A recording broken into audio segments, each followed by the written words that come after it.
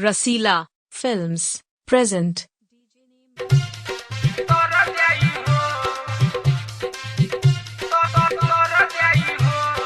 DJ Vikas Raj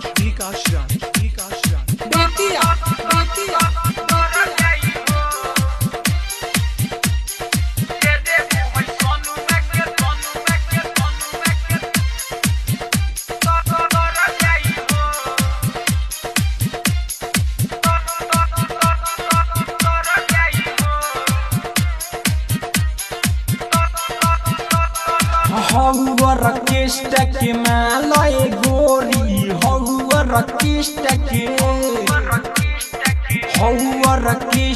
के मालय गोरी सोनुआ सुरिंदार तले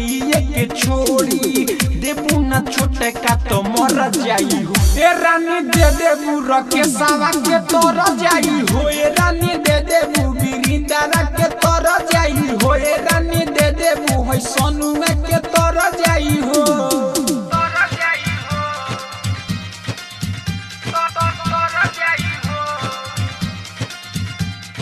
DJ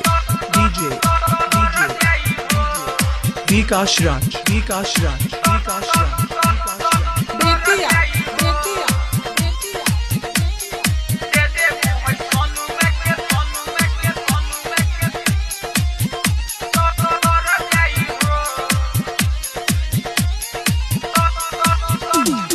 तुहारा जवानी के भइल पारा चारबा बूढ़ा वो लई कवन के भइल लाचारबा छूट जाई ऐठल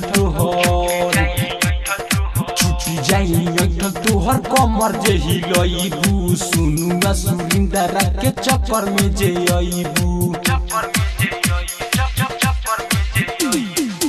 पानी जवानी के झर जाई हो ए रानी दे देबू रके सावा के तोर जाई हो ए रानी दे देबू नीति सावा के तोर जाई हो ए रानी दे देबू चंदनावा के तोर जाई हो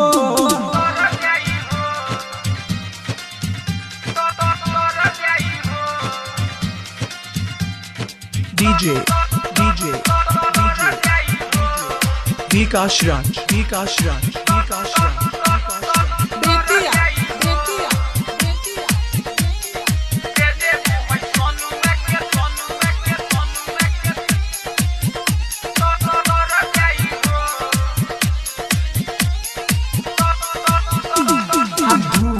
पधा करके करता रुमाना पंको समाराती सुनु खोली तोहर पाला राइटर पिया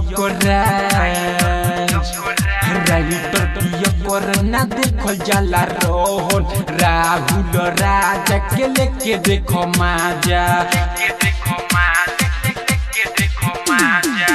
बुढ़ो जवान सब चढ़ जाई हो ए रानी दे देबू मानावा के तोर जाई हो ए रानी दे देबू धमेंदार के तोर जाई हो ए रानी दे देबू बिरिंदार के तोर जाई हो हौवर किष्ट के मालय गोरी सोनुआ सुरिंदार तले के छोड़ी देबू ना छोटे का तो मर जाई हो ए रानी दे देबू रके सावा के तोर जाई हो ए रानी दे देबू बिरिंदार के तोर जाई हो ए रानी दे देबू है सोनुआ के तोर जाई हो PS Recording Studio Kesaria।